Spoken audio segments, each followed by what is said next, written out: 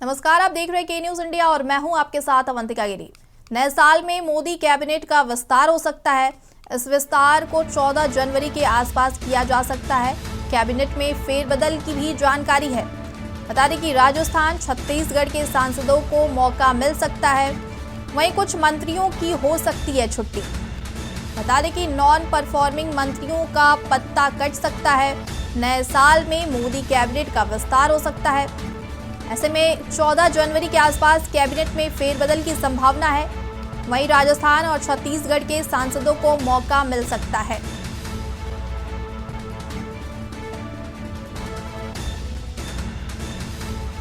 बता दें कि राजस्थान और छत्तीसगढ़ के सांसदों को मौका मिल सकता है।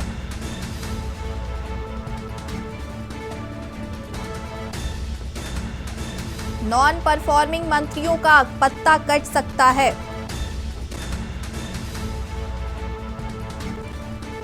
नए साल में मोदी कैबिनेट का हो सकता है विस्तार। वहीं 14 जनवरी के आसपास कैबिनेट में फेरबदल की संभावना।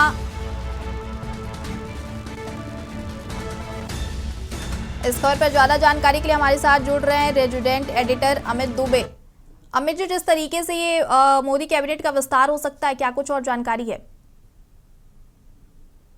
जी बिल्कुल। देखिए, 2024 में लोकसभा चुनाव है और जाहिर तौर पे उससे पहले लगभग 10 राज्य है। अगर जम्मू कश्मीर में भी चुनाव होता है तो 10 राज्य है जिनमें विधानसभा चुनाव है, और ऐसे में सरकार के लिए बहुत जरूरी है। एक तरह से माना जा रहा है कि जो विधानसभा चुनाव होना है वो एक तरह का सेमीफाइनल है।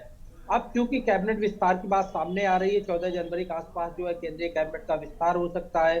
कुछ मंत्रियों को की छुट्टी हो सकती है, कुछ नए चेहरों को मौका दिया जा सकता है।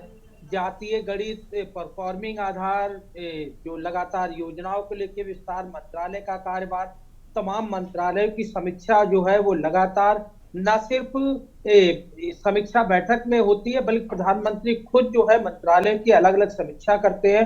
और प्रधानमंत्री खुद एक डेटा तैयार करते हैं कि आखिरकार कौन सा मंत्रालय किस तरह से काम कर रहा है और किस मंत्रालय की परफॉर्मेंस अच्छी नहीं है। बहुत सारी चीजें जो है वो सीक्रेट वे में होती है। पहले भी जब मंत्रिमंडल विस्तार हुआ है तो हमने देखा था कि किस तरह से तमाम लोग, जिन लोगों की छुट्टी उन्हें खुद लास्ट मोमेंट तक नहीं पता था कि उन लोगों की कैबिनेट से छुट्टी हो रही है। ऐसे में रविशंकर प्रसाद, प्रकाश जावड़ेकर जैसे लोग थे जिन्हें लास्ट मोमेंट फोन गया, महज कैबिनेट विस्तार के 45 मिनट पहले फोन किया कि वे लोग अपना अपना रिजाइन जो है वो भेज दे। तो इसी तरह की चीजें जो है वो इस बार भी देखने को मिलेंगी, क्योंकि 9 राज्यों में चुनाव होना है, विधानसभा चुनाव। उनमें राजस्थान की बात करें, तेलंगाना की बात करें, छत्तीसगढ़ की बात करें, मध्य प्रदेश की बात करें, तो कर्नाटक की बात करें, मेघालय, त्रिपुरा, तमाम ये राज्य है जहां पे चुनाव होना है। और ऐसे में उनका स्तर क्या होगा, उन्हें कैबिनेट में किस तरह से मौका मिलेगा, किस तरह से उनकी परफॉर्मेंस बढ़ाई जाएगी, या जो मंत्री काम कर रहे हैं, खासतौर पर अगर हम राजस्थान की बात करें तो राजस्थान में बीजेपी की सरकार नहीं है, कांग्रेस सरकार है। कई मंत्री जो है वो राजस्थान से वहां पे केंद्रीय कैबिनेट में पहले से मौजूद है। लेकिन अब क्या नए चेहरों को यहाँ पे मौका मिलेगा? नए चेहरों के जरिए जो है सरकार अपने आप को यहाँ पे परफॉर्म का आधार मानेगी। तो कई सारी चीजें हैं, लेकिन फिलहाल जिन चीजों को लेके लगातार अटकलें थे कि आखिरकार कैबिनेट का विस्तार कब होगा, क्योंकि बहुत ज्यादा वक्त नहीं बचा है, 2024 में लोकसभा का चुनाव है। तो ऐसे में जो अब विस्तार होना है तो लोगों को जरूर उम्मीद खास तौर पे है कि हो सकता है कि आने वाले दिनों में जब कैबिनेट का विस्तार हो तो उनका भी नाम कैबिनेट में शामिल हो। जी जी अमित जी, जिस तरीके से नया साल आने वाला है और कैबिनेट का विस्तार होने वाला है, तो किन सांसदों को इसमें मौका मिल सकता है? कौन कौन से नए चेहरे इसमें शामिल हो सकते हैं? देखिए, यही एक सीक्रेट बात है जिसकी मैं बात कर रहा था, क्योंकि सरकार में जब किसी को मौका मिलता है तो हमने जो अब तक खासतौर 2014 के बाद से मोदी सरकार का कार्यकाल जो है वो लगातार देख रहे हैं।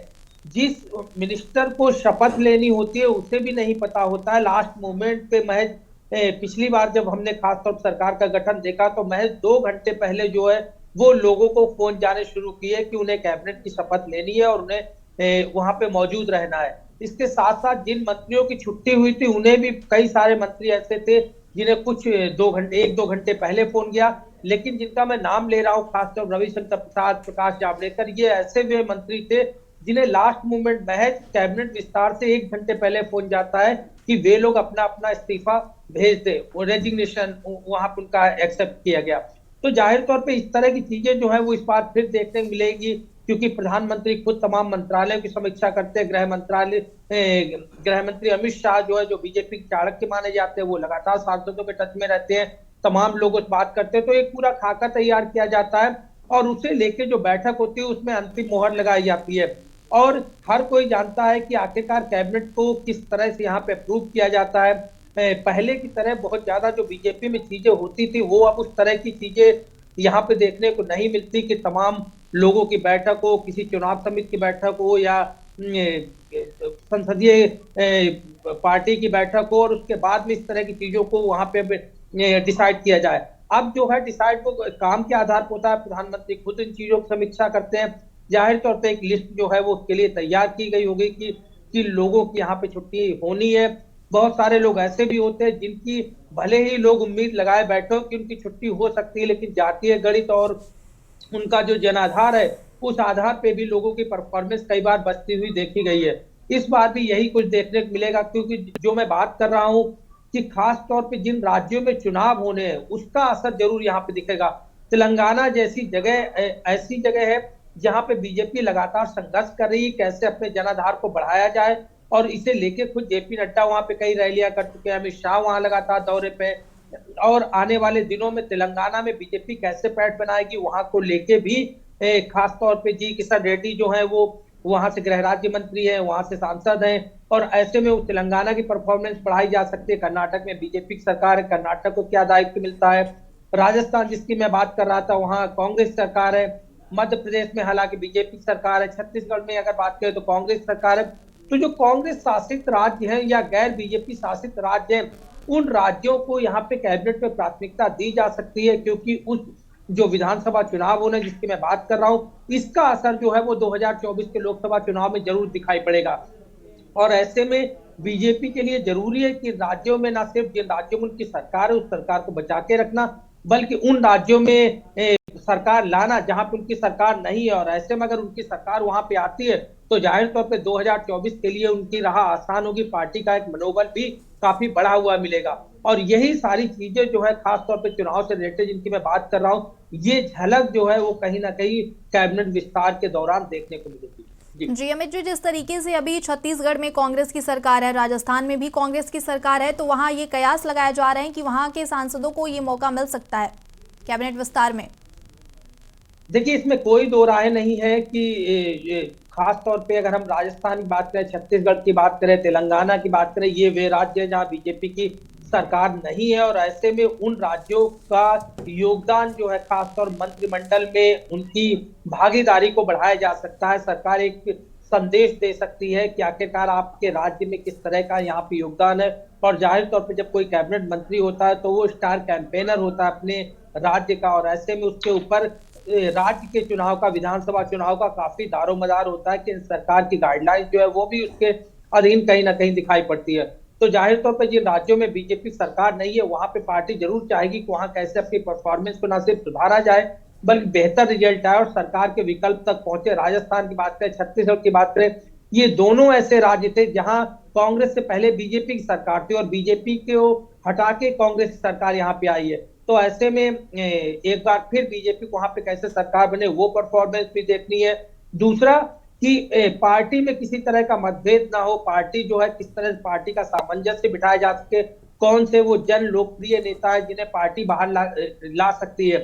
और हमने तमाम जो बीजेपी के जो चुनाव हुए हैं खासतौर हमने उन्हें देखा कि किस तरह से आदिवासी महिला को, द्रौपदी मुर्मू को बीजेपी ने राष्ट्रपति बनाया, ना सिर्फ कैंडिडेट घोषित किया बल्कि राष्ट्रपति बनाया। किसान पुत्र जगदीप धनखड़ को उपराष्ट्रपति बनाया। तो बीजेपी जाहिर तौर पे अपने गणित को बखूबी समझती है। जिसकी बात कही जाती है कि बीजेपी हमेशा चुनावी मोड में होती है, तो वो चीजें दिखती है हमेशा उस गणित के लिहाज से ही बीजेपी सारी तैयारियां होती हैं। और यही तैयारियां जो हैं वो कैबिनेट विस्तार के दौरान भी दिखाई पड़ेंगी। जी अमित जी, जिस तरीके से अभी लोकसभा चुनाव में करीब 15 महीने बाकी हैं और अभी से संगठन और सरकार तैयारियों में जुट गई है, इसका क्या कुछ परिणाम निकल कर आएगा सामने? देखिए, दो चीजें जिसकी मैं बात कर रहा था, क्योंकि 9 राज्य जो है उनमें चुनाव होने, 9 राज्यों में विधानसभा चुनाव होने, उसके बाद लोकसभा चुनाव होना है। तो जाहिर तौर पे इन 9 राज्यों में जो बीजेपी की परफॉर्मेंस होगी या जो विपक्ष की परफॉर्मेंस होगी उसका असर कहीं ना कहीं 2024 में दिखेगा। कांग्रेस की जिन राज्यों में सरकार है, खासतौर छत्तीसगढ़ की बात करें, राजस्थान की बात करें, तो क्या कांग्रेस अपनी सरकार रिपीट कर पाएगी, कांग्रेस अपनी सरकार वापस ला पाएगी, या बीजेपी वहां पे आएगी। और बीजेपी के लिए खासतौर कर्नाटक की बात करें, मध्य प्रदेश की बात करें, ये बड़े राज्य है जहां पे बीजेपी की सरकार है, और ऐसे में इन राज्यों में क्या बीजेपी अपनी परफॉर्मेंस दोहरा पाएगी, यानी एक बार फिर सत्ता में आएगी। तो ये सारी चुनौतियां हैं, और यही बड़ी वजह है कि जो ये 9 राज्यों में चुनाव हो रहे हैं, ये एक तरह का सेमीफाइनल है कि सेमीफाइनल में आके सेमीफाइनल को कौन जीतता है, और उस सेमीफाइनल का असर जो है वो कहीं ना कहीं 2024 यानी फाइनल चुनाव जब 2024 में लोकसभा चुनाव होगा, तो उसमें वहां पे ये चीजें दिखाई पड़ेंगी। और इसी लेके बीजेपी जो है वो लगातार न सिर्फ अपनी तैयारियां कर रही है, लगातार रणनीति बना रही है। हमने देखा चाहे वो संगठन की बैठक हो, चाहे संसदीय कार्य समिति की बैठक हो, या अन्य तमाम बैठकें, लगातार जो है पूरी पार्टी जो है वो 2024 के चुनाव में अभी से लगी हुई है।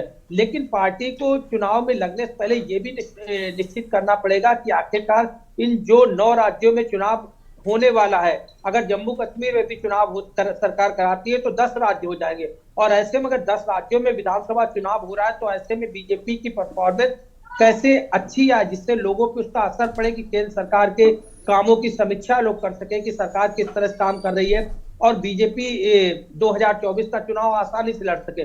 तो कई सारी चीजें जिन्हें लेकर रणनीति बनाई जा रही है। तो राज्यों के साथ साथ जो बीजेपी की तैयारी है वो 2024 को लेके है, और उसी 2024 में ये 9 राज्य भी सिमटे हुए हैं। अब जब कैबिनेट का विस्तार होगा तो ये प्राथमिकता जो है, राज्यों की प्राथमिकता, खासतौर पे जिन राज्यों में चुनाव होने वाले हैं, उनकी प्राथमिकता भी कहीं ना कहीं मंत्रिमंडल में जरूर दिखाई पड़ेगी। मंत्रिमंडल में उन राज्यों का क्या योगदान है, कौन से मंत्री काम कर रहे हैं, और जो मंत्री काम कर रहे हैं, चाहे वो अर्जुन राम मेघवाल हो या कई अन्य मंत्री हो, जो मंत्री काम कर रहे हैं, क्या उनकी परफॉर्मेंस अब तक की संतोषजनक है, और नहीं है तो अगर उन्हें रिप्लेस किया जाता है तो उनके रिप्लेसमेंट पे उनकी जगह पे कौन आता है। तो कई सारी चीजें हैं जो इन राज्यों को ध्यान में रख के सरकार की तरफ से तैयार कर ली गई होगी। वक्त है जब कैबिनेट का खासतौर विस्तार होगा, और तमाम वो नए चेहरे जो है वो खास तौर पे लोगों के सामने आएंगे। जी अमित जी, इस तमाम जानकारी के लिए आपका शुक्रिया। बता दें कि नए साल में मोदी कैबिनेट का विस्तार हो सकता है, नॉन परफॉर्मिंग लोगों का पत्ता कट सकता है, वहीं 14 जनवरी के आसपास कैबिनेट में फेरबदल की संभावना है। राजस्थान और छत्तीसगढ़ के सांसदों को भी मौका मिल सकता है।